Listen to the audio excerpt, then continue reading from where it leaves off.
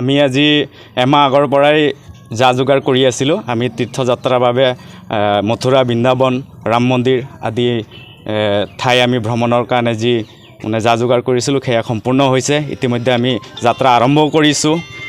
গতিকে আমাৰ এই যাত্ৰা যাতে সফলভাৱে সাফল্যমণ্ডিত হয় তাৰ বাবে আমি সকলোৰে সহযোগ বিচাৰিছোঁ তথা আমাৰ বিহালীবাসী তথা অসমবাসী ৰাইজৰ যি আশীৰ্বাদ সেয়া আমি ক্ষীৰত লৈ আজিৰ এই যাত্ৰা আমি আৰম্ভ কৰিলোঁ। কিমান দিনীয়া যাত্ৰা হ'ব? এইটো 15 দিনীয়া যাত্ৰা হ'ব।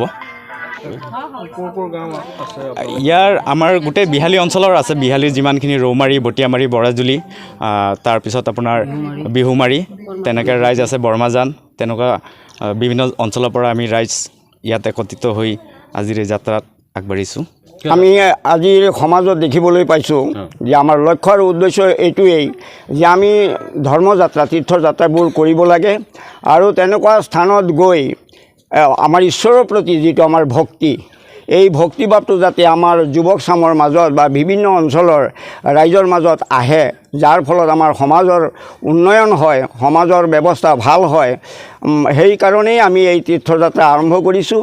আমি বিভিন্ন মঠ মন্দিৰত গৈ পূজা পাতল কৰি আমি 15 দিনীয়া কাৰ্যসূচীৰে আমাৰ এই মানে যাত্ৰা আমি সমাপ্ত কৰিম বুলি ভাবিছোঁ।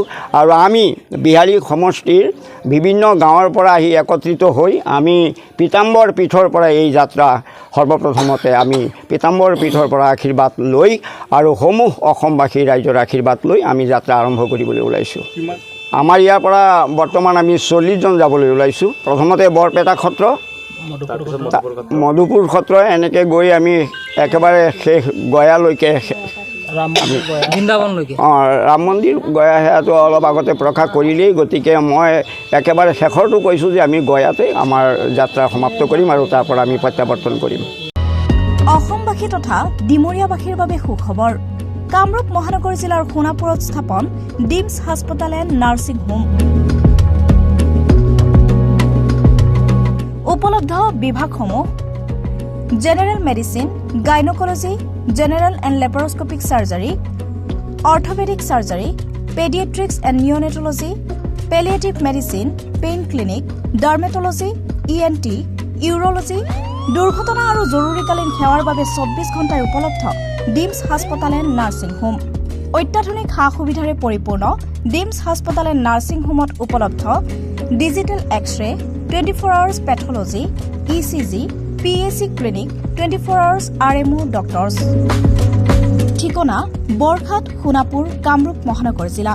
যোগাযোগৰ নম্বৰ 8009040080।